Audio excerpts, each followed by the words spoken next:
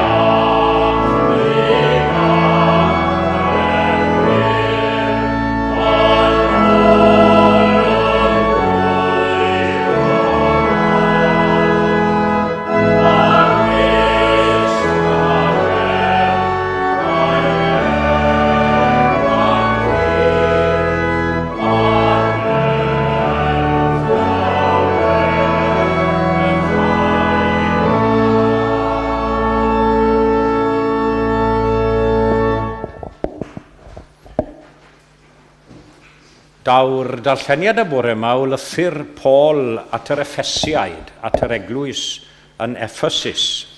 We read this morning from Paul's letter to the Ephesians, chapter 3.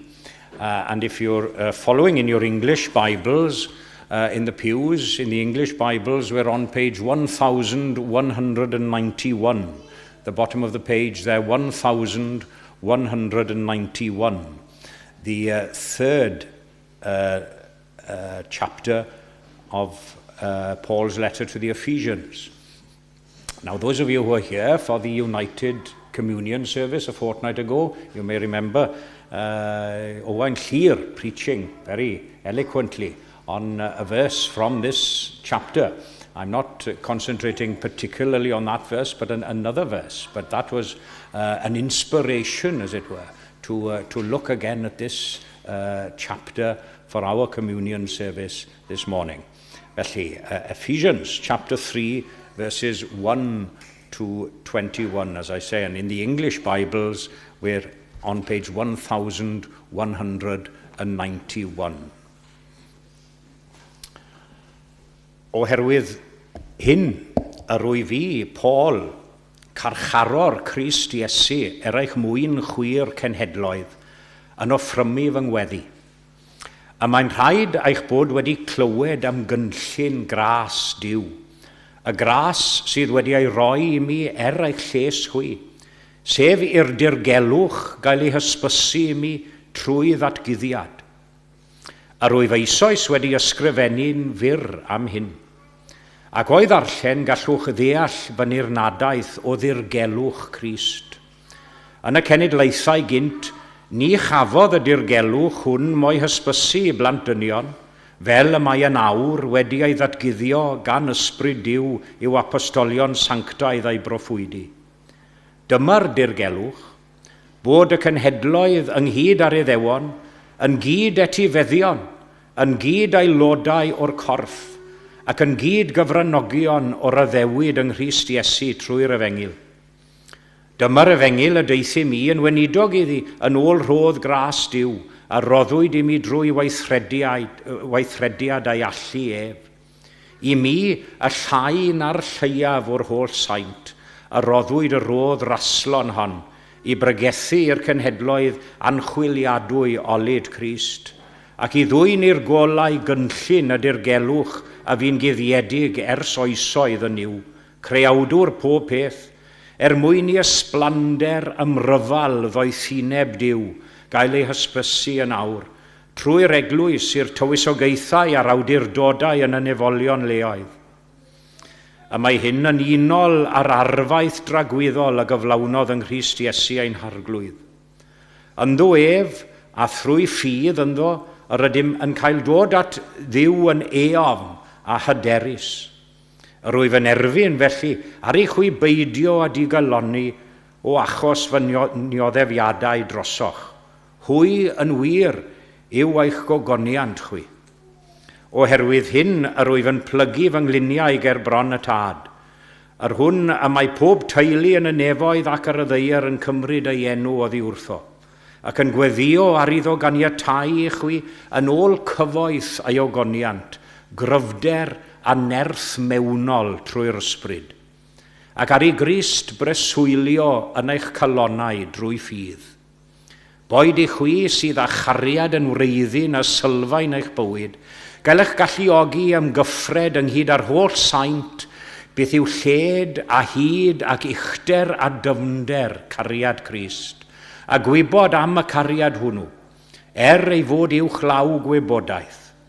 Felly, dygir chwi i gyflawnder hyd at oll gyflawnder Duw. Iddo ef sydd ar gallu ganddo i wneud yn anrheithol well na dim y gallwn ni ei ddysyfu na'i ddychmygu trwy'r gallu sydd ar waith ynom ni. Iddo ef a bo'r gogoniant yn yr eglwys ac yng Nghrist Iesu o genhedlaeth i genhedlaeth byth bythoedd. Amen. Ychwanegau Duw i fendith at y darllen a'r gwrando a'r deall hefyd o'i air. Mae e'n adran gyfoethog iawn o'r ysgrythur yn dywe. Felly, geinwn ni ymhellach i gan i'r ail emyn, sef 12, number 12, ymgrymwn oll ynghyd i lawr ger bron gorseddfainc gras yn awr, a pharchus ofn a ddolwn Dduw, mae'n weddus iawn, awr weddi yw 12.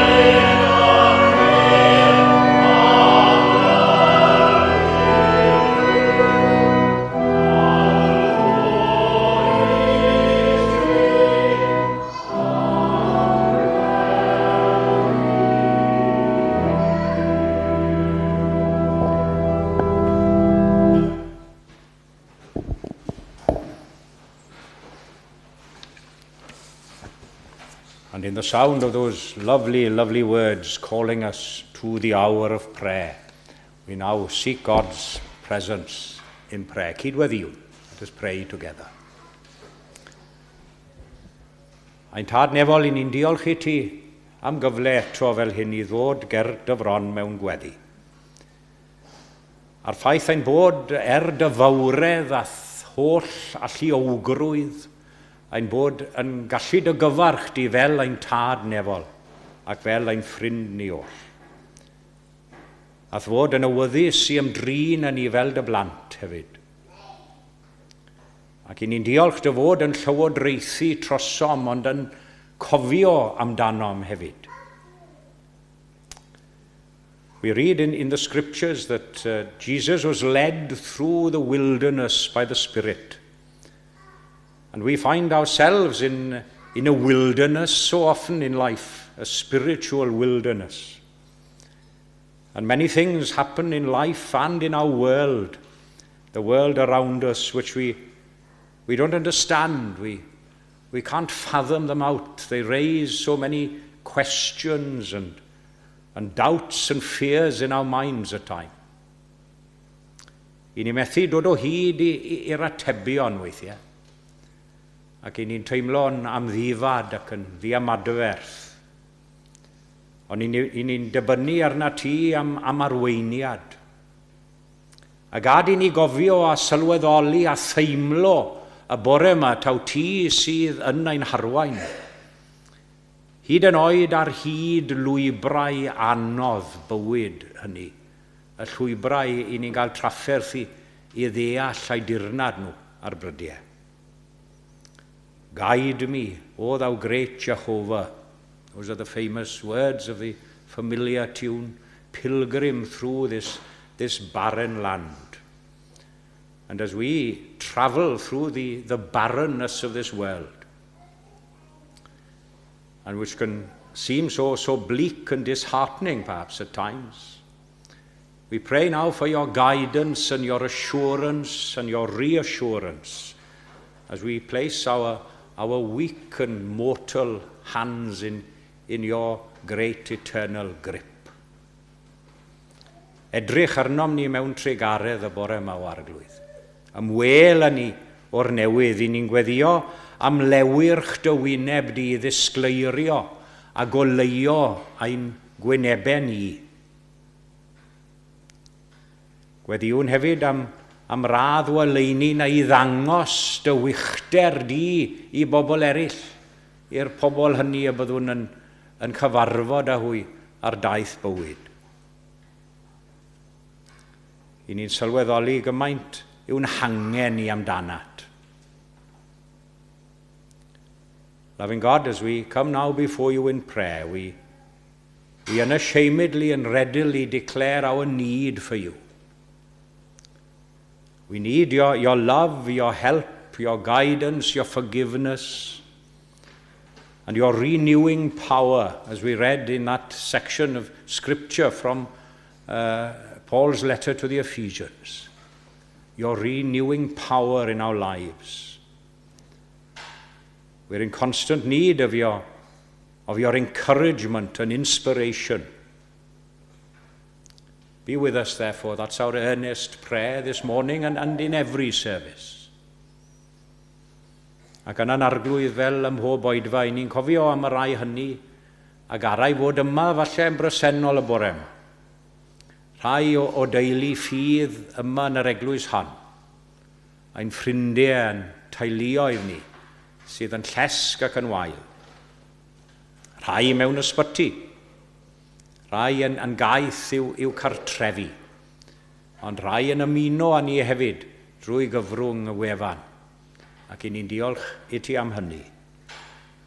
A gad iddyn nhw deimlo nawr bod na rywrai yn meddwl amdanyn nhw ac yn eu cyflwyno nhw i ddofal. Ac wrth gyflwyno'r oedfa hon i ddofal, i ni'n cyflwyno ein hunain hefyd. Derbyn ni, maddau ni, defnyddia ni gyd i ddibenion mawrion di dy hun. I bwy y perthyn mawl i ni'n dweud yn aml, nid i ni o arglwyddon i ddenw mawr dy hun y dod o goniant.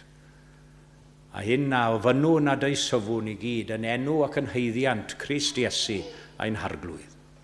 Amen.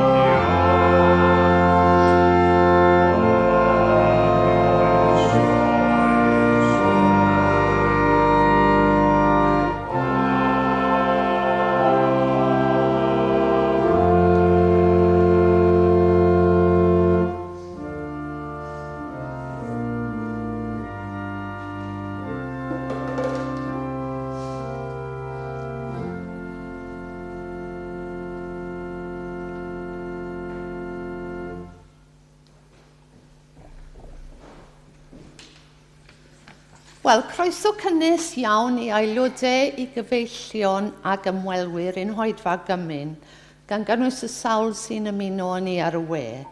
A very warm welcome to members, friends and visitors to our communion service this morning, including those who are joining us on the web. A diolch yn fawr ein gweinidog am ei arweiniad ac edrychwn mlaen i wrando ar ei gynadwri. A diolch hefyd i Will am ei gyfraniad sylweddol wrth yr organ. Bydd cylch trafod am hanner awr 4 ac oedfa hwyrol am 6. And to follow this evening's service at 6, there'll be a gathering of the popular Chapel Curry Club at 7:30 in Chettinghard, South Indian Village Restaurant in Percy Street. A di Sul nesaf, bydd ein oedfaon yn dilyn y patrwm arferol gyda Rob yn y pulpit. So next Sunday, our services will follow the usual pattern of 11 and 6 with Rob in the pulpit. Ni fydd oedfaon canol wythnos nawr tam mis Medi. There won't be any midweek services now until September. Nawr, dyddiad i'r dyddiadur. Cyfle arall i glywed Côr Llundain. Bydd cyngyrdd haf Côr Llundain yma di Sadwrn nesa, Gorffennaf y 12, July the 12th, am 4 o'clock. A bydd plant ysgol Gymraeg Llundain yn perfformio hefyd. A bydd yr elw yn mynd tuag at yr ysgol. A mae'r tocynnau ar gael ar Eventbrite, os gallwch chi wneud hynny, neu fellwch chi dalu wrth y drws. A dwi'n siŵr bod llawer ohono ni eisiau dangos ein cefnogaeth i'r côr a'r ysgol. The next Glyn Lang Memorial Organ Recital will be on Wednesday, July the 16th at 1:05 with Geoffrey Howard from the Metropolitan Cathedral of St David's, Cardiff, performing. Bydd cyfarfod nesaf diaconiaid ar nos Iau, Gorffennaf 17 am hanner awr 6 ar Zoom. The next deacons meeting will be on Thursday evening, July the 17th at 6:30 on Zoom. Cofiwch y lawr yr neuad i gael dysgu o de a chyfle i gymdeithasu ar ôl yr oedfa. Do come downstairs for a cup of tea or coffee and a chance to socialise after the service. Ac yn awr fydd awn o amgylch i dderbyn eich rhoddion. Diolch yn fawr.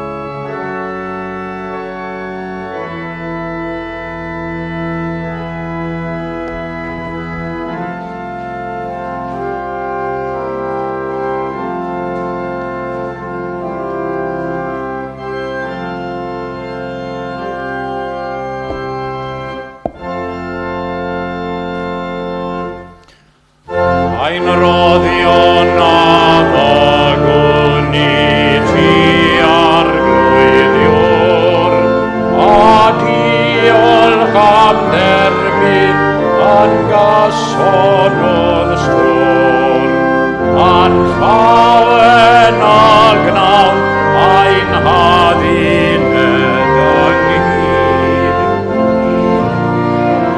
Tystiolaeth i ti yn y byd.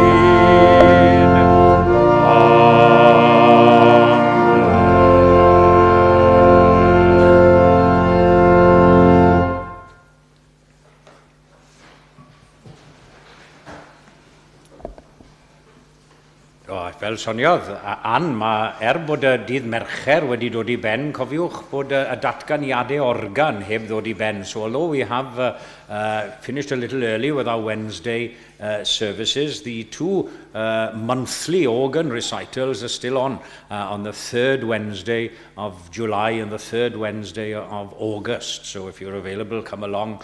And again, just to reiterate, Saturday afternoon at 4, which will be a lovely little, not more than an hour, I'd say, an hour concert. That's a good selling point. You know that you'll be here for an hour of lovely music between 4 and 5 on Saturday with the Welsh School and Cwr Llundain. So come along and enjoy a Saturday afternoon of music. Ac fe unwn ni nawr te, ymhellach, 199, 199. Dyma gariad pwy a'i treitha, anchwiliadwy ydyw ef. Dyma gariad i'w ddymderoedd byth ni threiddia nef yn ef. Dyma gariad gwyd fy enaid i'w holl bethau gwael y llawr. Dyma gariad wna i'm ganu yn y bythol wynfyd mawr. 199.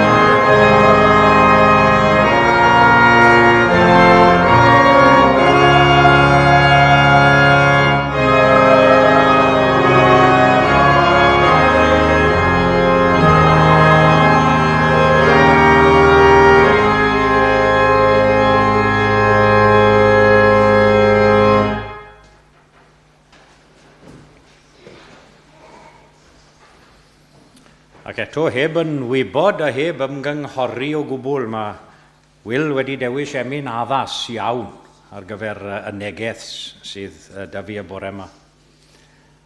A na chi benod gyfoethog y tu hwnt fel sonias i amdano fe yn gynharach o lythyr Paul at yr eglwys yn Ephesus. Gweinidogaeth Paul i'r cenhedloedd a gwybod cariad Crist. Na'r penawdau uwch ben yr adrannau gwahanol yn y Gymraeg. The mystery of the gospel revealed and the prayer for spiritual strength. Those are the headings in English above the two sections of this great and glorious chapter from Paul's letter to the Ephesians. And as I mentioned at the outset, for those of you who were here a fortnight ago at the United Communion service, I'm sure you'll remember the powerful sermon preached by Owain Llyr Evans on the verse which tells of the breadth and the length and the height and the depth of the love of Christ. A mae yna ddiweddglo hyfryd i'r benod hon, iddo ef sydd ar gallu ganddo i wneud yn anrheithol well na dim y gallwn ni ei ddysyfu neu ddychmygu. Ac mor wych yw'r diweddglo yna, dwi ddim yn credu taw na beth yw I chafbwynt gweddi Paul at yr eglwys yn Ephesus. Nid yn fy marn I beth bynnag. Because the proper climax of Paul's great prayer, as well as those lovely words about the height and the depth, the climax, I'd say, for the church at Ephesus, we have to look back at verses 16 and 17, where we find these words. That according to the riches of his glory, he may grant you to be strengthened with power through his Spirit in your inner being, so that Christ may dwell in your hearts through faith. Na chi chafbwynt ei weddi am hwnni, bod Crist yn preswylio ynom ni, a'i ddeisyfiad dros yr eglwys yn Ephesus, a dyna hefyd yw ein gweddi ni, siwr o fod, a'n ddeisyfiad ni. A prayer that every Christian should echo. A prayer for every fellow Christian as well. And for every church the world over. Yn gweddio ar iddo ganiatau I chwi yn ôl cyfoeth a'i ogoniant, gryfder a nerth mewnol trwy'r ysbryd, ac I Grist breswylio yn eich calonnau drwy ffydd. He prays that the inner life of the Christian may be deepened. And that's our theme this morning as we meditate on these two verses from the 3rd chapter of Paul's letter to the Ephesians. Because, you know, God has always promised enough grace and help at any time of need. We may not feel that or realize that or think that, but that's what he's promised. And this prayer implies even more than that. It implies that we are to come to God not only for comfort, but also for strength.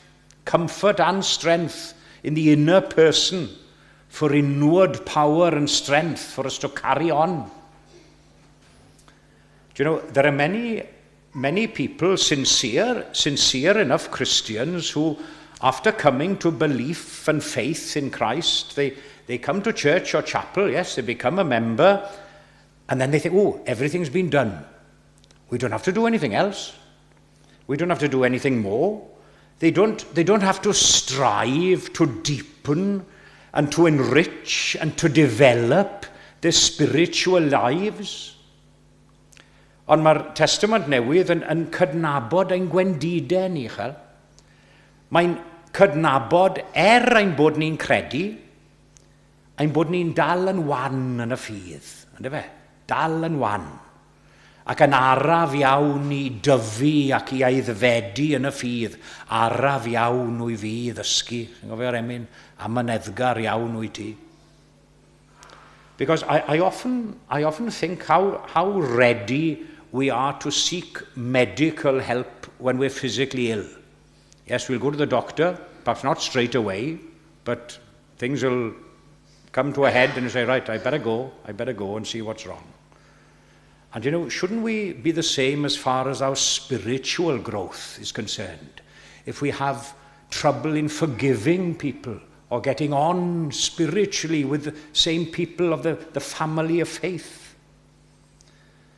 If we want to know God and to know Jesus better, we must be prepared to be constantly changed, changing ourselves, developing, growing, not stagnating or even going backwards. Changed from glory into glory. Fel dywed Charles Wesley yn ei emyn mawr ynddo fe. And if this is to be our destiny, we must possess power, nerth i dyfu'n debycach i Iesu Grist, o na bawn yn fwy tebyg i Iesu Grist yn byw. I ni'n canu hwnna gyda garddeliad. I ni'n cael ein galw yn feibion ac yn ferched i Dduw, ac yn gyd etifeddion ei deyrnas. And when we speak of faith in Christ, we have a tendency perhaps to speak of faith in the historical Christ, the Christ of Bethlehem and Nazareth, the Christ of Calvary 2,000 years. But of course, faith in Christ is much more than that. Mae'n golygu ffydd bersonol yn y Crist byw, atgyfodedig, sydd gyda ni bore yma. I breswylio yn eich calon, fel mae'r adnod yn dweud. Of course, we must be willing, therefore, to open our hearts. That's the thing, to open our hearts and our minds and our lives from within, if we are to experience this indwelling, as it were, of the Christ within us. Beth yw'r nerth ma felly? What is this power? That's the first point. Oherwydd mae pŵer Crist, nerth Crist yw wrth reswm. Ac mae nerth dros bechod ac angau. A ddau beth mawr i ni fel maedrolion, i ni ffili osgoi pechu, i ni'n ffili osgoi marw. It's not insignificant, I think, that the old description of Christians is he or she who overcomes.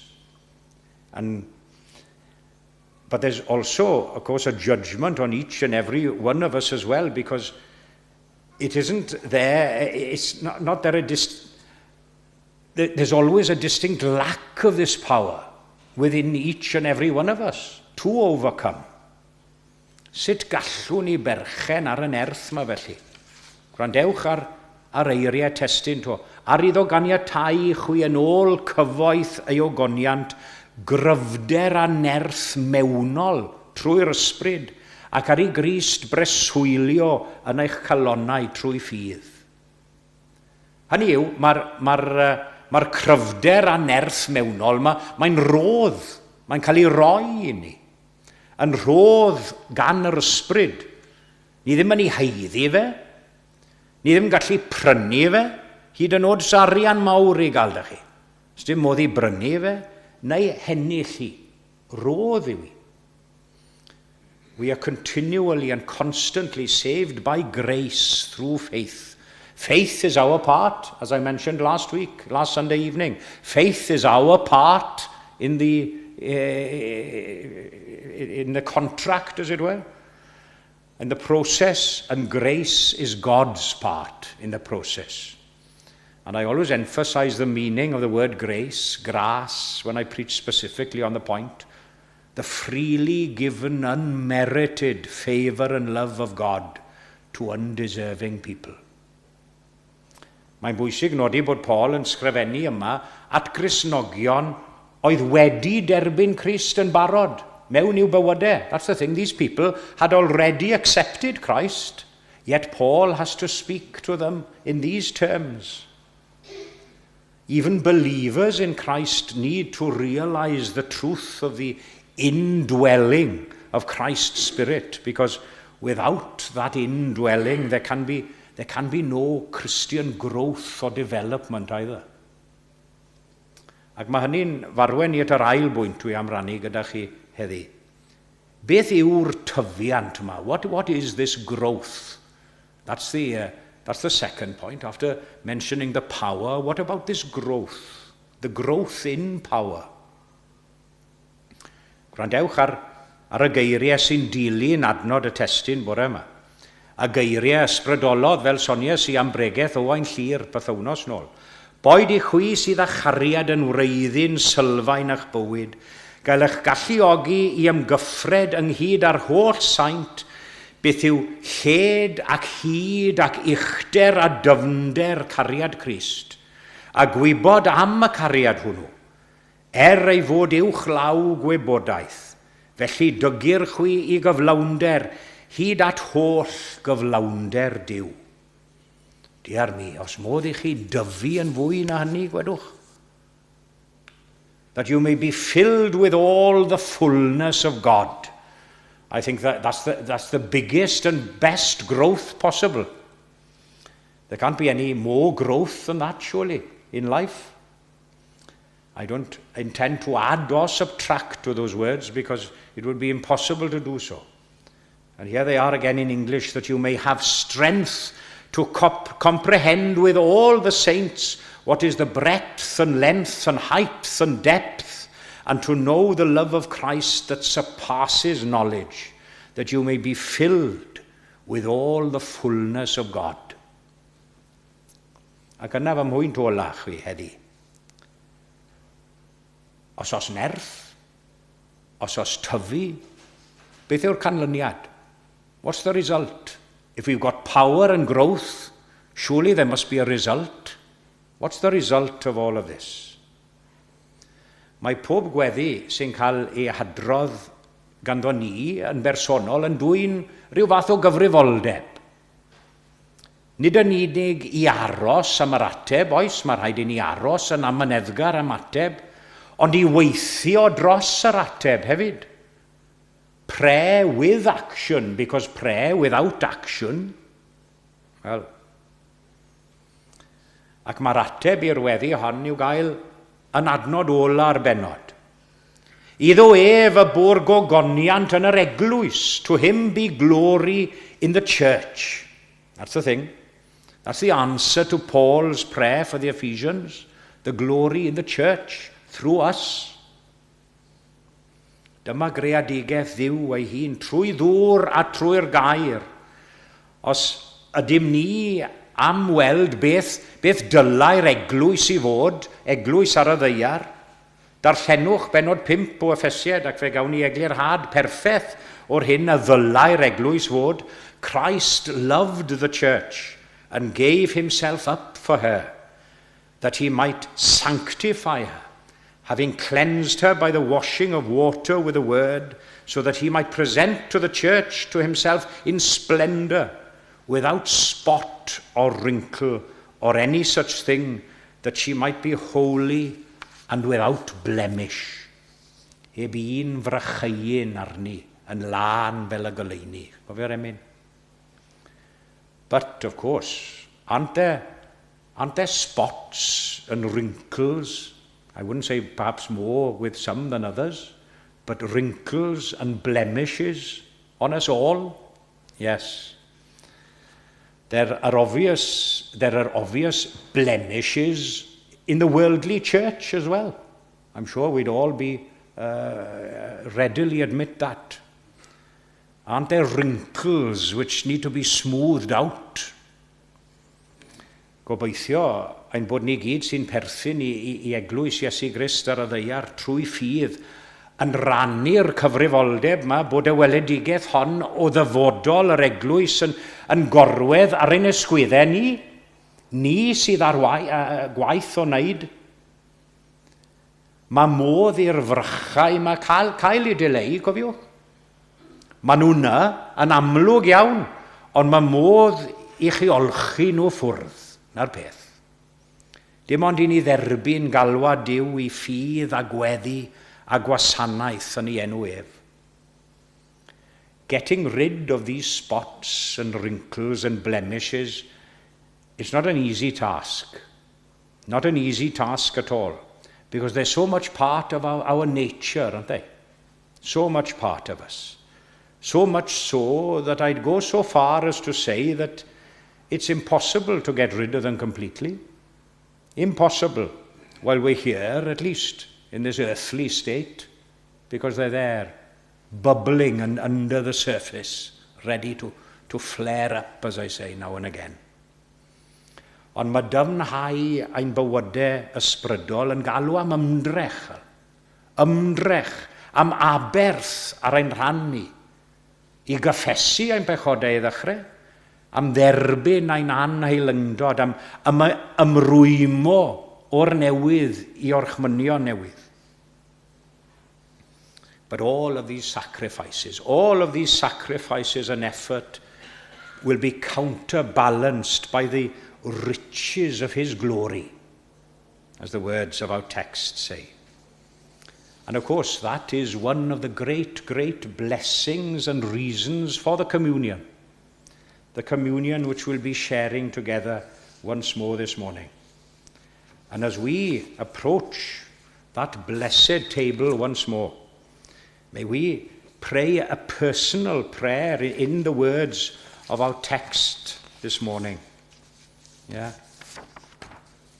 For this reason, says Paul, for this reason I bow my knees before the Father, that according to the riches of his glory, he may grant you to be strengthened with power through his Spirit in your inner being, so that Christ may dwell in your hearts through faith. A hynny ar gogoniant i'w enw. Amen.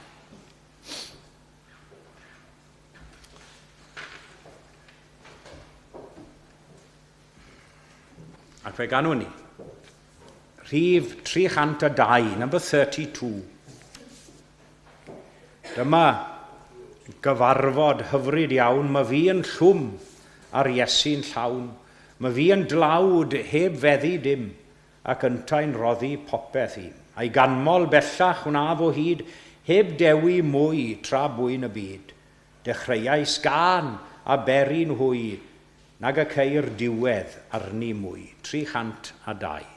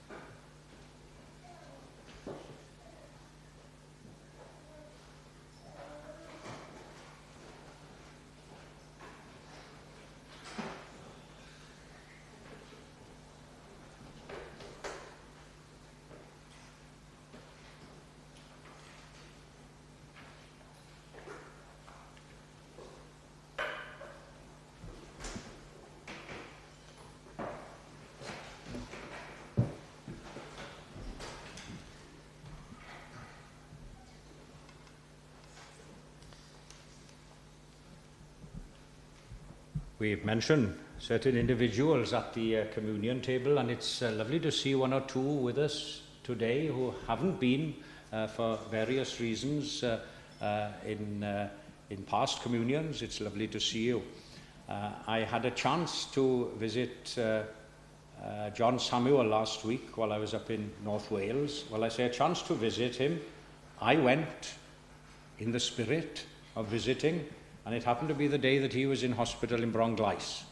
So I said, I've spoken with him on the phone, so I said the spirit was willing and the visit was there, but he was having his fortnightly transfusions in Bronglais.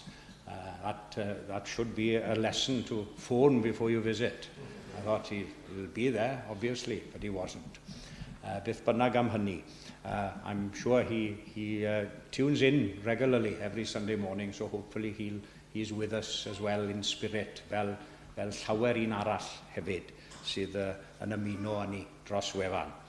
Ond fe adroddwn ni gyda'n gilydd cyfamod eglwysig. We recite together the cyfamod eglwysig, the church covenant, which is to be found in the back of your hymn books.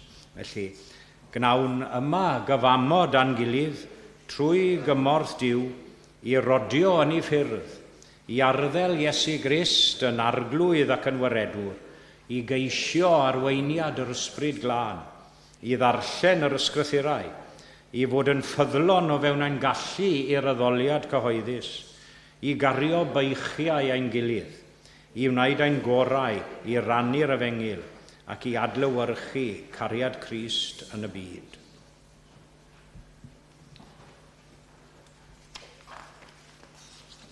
And I read from Luke's Gospel, chapter 24, the section of the two on the road to Emmaus. Wedi iddynt nesau at y pentref yr oeddent ar ei ffordd iddo, cymerodd ef arno ei fod yn mynd ymhellach, ond meddent wrtho gan bwyso arno, aros gyda ni, oherwydd y mae hi nosi a'r dydd yn dirwyn i ben, ac yna aeth hi mewn i aros gyda hwy.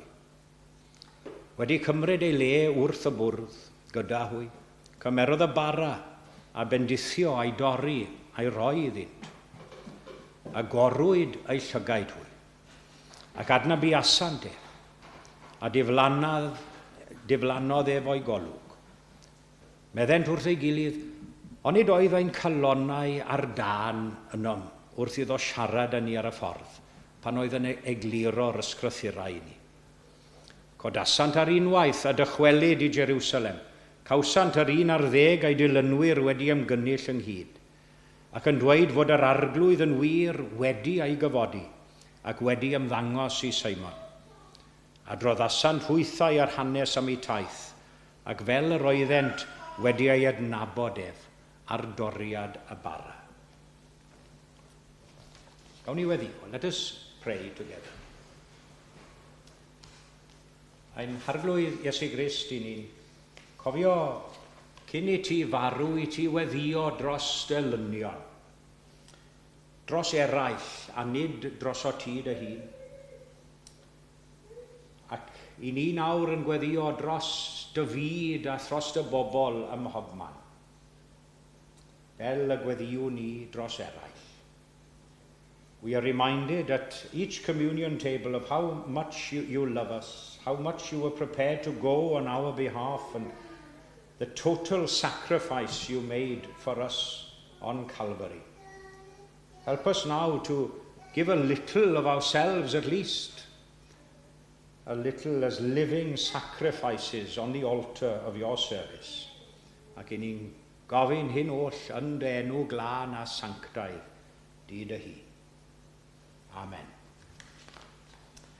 Ac wrth i ni gofio'r nos y bu Iesu gyda'i ddisgyblion yn yr oryw chystafell, fe gofion iddo gymryd y bara, a'i fendithio, a'i roi i'w ddisgyblion gan ddywedid.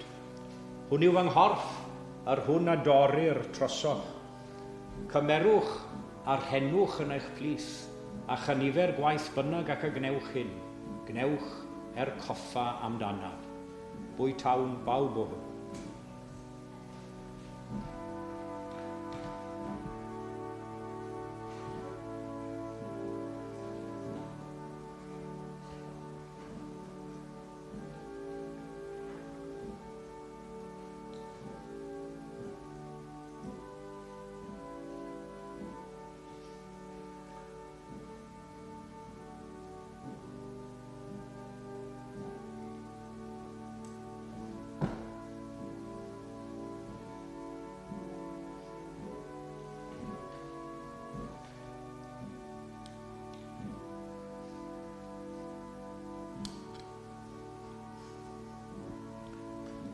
Cofiwn hefyd iddo gymryd y cwpan wedi swperi, a estyn i'w ddisgyblion gan ddywedyd. A cwpan hwn yw'r cyfamod newydd yn fy ngwaed i. Cymerwch a'r henwch yn eich plith a chynifer gwaith bynnag ac y gnewch hyn. Gnewch coffa amdanaf, a fwn bawb o hwn.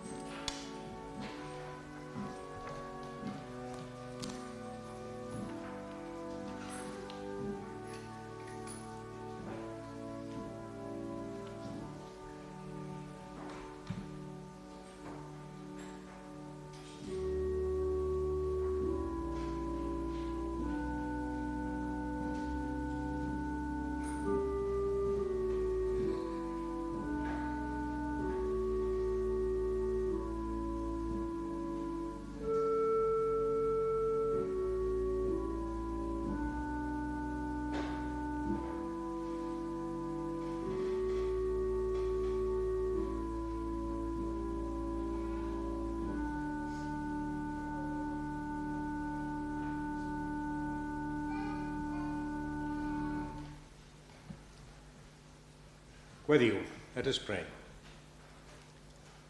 Lord Jesus Christ, we have remembered your death, we have celebrated also your resurrection, and we have rejoiced in the wonder of your love and forgiveness toward us. Anfon ni allan yn awr i'r byd yn dy enw glân a sanctaidd di dy hun. A chynorthwyo ni nawr i wasanaethu ac i weithredu yn dy enw di. A hynny lledaeniad y deyrnas di yn y lle hwn ac yn y byd yn gyffredinol. A hyn o fynwn yn dy enw di. Amen. Ac fe ganwn ni ar yn heistedd, we sing seated to conclude our communion service. 483. Mi glywaf dyner lais yn galw arna fi i ddod a golchi meiau gyd yn afon Calfari. Arglwydd, dyma fi ar dalwad i, golch fi'n burlan yn y gwaed a gaed ar Galfari. 483. Oh